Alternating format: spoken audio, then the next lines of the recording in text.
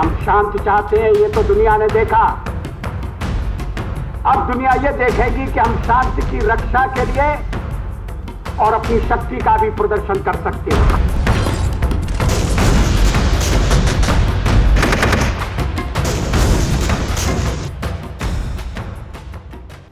The safety, honor and welfare of your country comes first, always and every time. The honor, welfare and comfort of the men you command come next. Your own ease, comfort and safety come last, always and every time. This is the Chetwood motto engraved in the Indian Military Academy that becomes the motto of the Indian Armed Forces officers after they complete their training. This motto also becomes the guiding light of the officers as long as they serve and even after that. We bring to you the story of two brave officers who lived this motto till their last breath. They made the supreme sacrifice during the Kargil war, and their story of unparalleled courage has become immortal in the annals of Indian forces. This is the true wartime stories of the two officers who became first martyrs of Kargil war. Captain Saurabh Kalia was just a little short of 23 years of age when he became a martyr in 1999. At an age when most youth can't figure out what to do in life, he laid down his life to protect the nation. He was commissioned in December 1998 in the 4th Jat Regiment and was posted in Kargil just a few months later.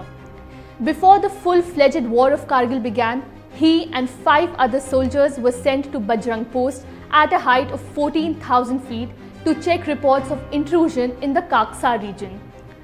A JCO was supposed to lead the patrol party as is the usual norm, but Captain Kalia volunteered to lead. They were about to return from their recce when the unexpected happened.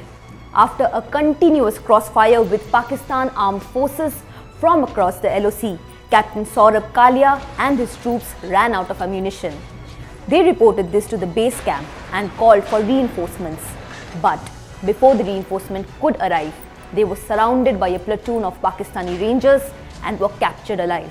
These 5, along with Captain Saurabh Kalia, were the first to be captured by the Pakistani intruders, who were most likely the members of Special Services Group or the Northern Light Infantry. The Indian authorities by that time had no idea about their capture, but Radio Skardu of Pakistan had announced that 5 Indian soldiers and 1 officer were taken captive. This announcement and this event finally led to the discovery of hundreds of Pakistani army personnel who had fortified themselves on treacherous peaks in Kargil. What followed then left the entire world in shock and in anger. What then followed was 22 days of extreme brutality and inhumane treatment, perhaps unheard of in any modern era conflict. Every single point of the Geneva Convention was disregarded openly, and these brave hearts were subjected to torture of unspeakable magnitude. Post-mortem examinations of their bodies later revealed that the Pakistanis had tortured them by burning their whole bodies with cigarettes and by piercing their eardrums with hot rods. Not just this, eyes of all these 6 soldiers were punctured before being gouged out. Most of their teeth and bones were broken, their skulls were fractured, their lips were cut, nose had been chopped, and their genitals were also mutilated. Then they were shot dead from a very close range after 22 long days in captivity. The post-mortem report also confirmed that these injuries were inflicted before death. The entire nation had wept when the mortal, disfigured remains of Captain Kalia and other soldiers wrapped in tricolour were returned.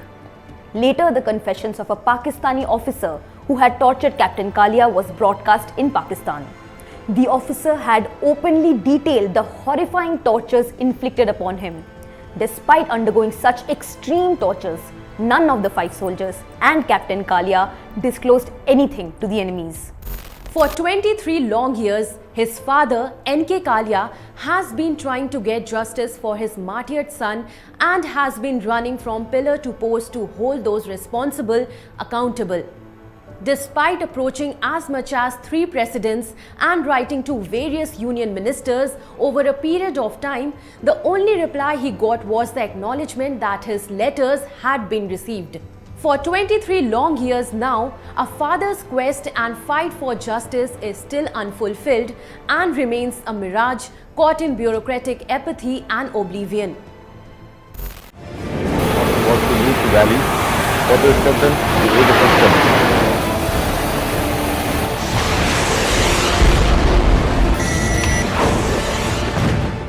Hercules, something has hit my plane. I am ejecting.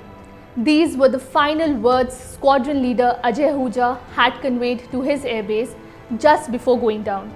He had just become the flight commander of Squadron number 17 of the Golden Arrows, a specialist photo recon squadron when the Kargil War broke out in 1999.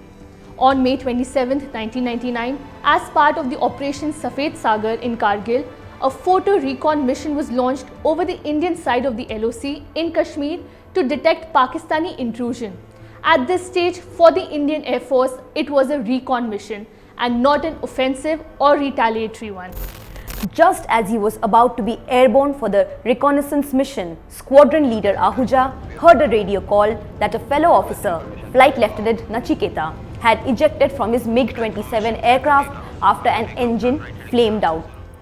He changed his mission profile and set course towards the last location of the ejected pilot. Despite being told that surface-to-air missiles were being fired in the area, squadron leader Ahuja carried out orbits to try and pinpoint the location of the crashed aircraft and pilot. He sent his number 2 back to base but himself continued the search, ignoring the threat to his own life.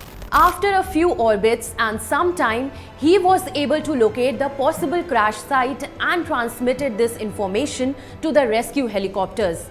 Unfortunately, at this stage, his own aircraft was hit by an FIM-92 Stinger handheld missile. With exemplary presence of mind, he attempted to steer the aircraft towards a safer area. But when the aircraft engine flamed out, squadron leader Ahuja had no choice but to eject. Nobody knew what happened to him until his martyred body was returned to India. However, Flight Lieutenant Nachiketa was captured and was later returned to India alive.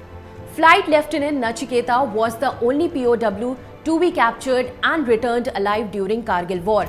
When the post-mortem of his body was done at the base hospital in Srinagar, it was found he was killed in a very cold-blooded way by Pakistani soldiers within the Indian side. He was shot from near his right ear and the bullet came out ripping the left ear. There was also a bullet in his chest, due to which his liver, intestines and other organs were injured.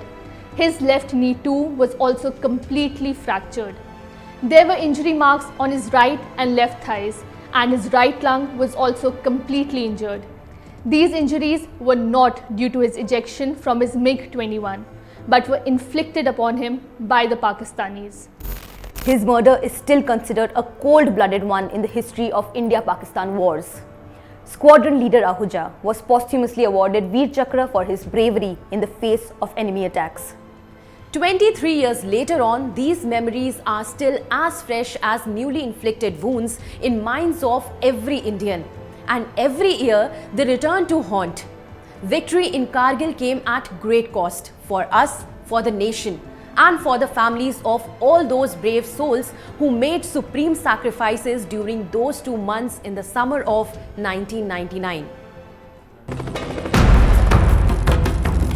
हम शांति चाहते हैं, ये तो दुनिया ने देखा। अब दुनिया ये देखेगी कि हम शांति की रक्षा के लिए और अपनी शक्ति का भी प्रदर्शन कर सकते हैं।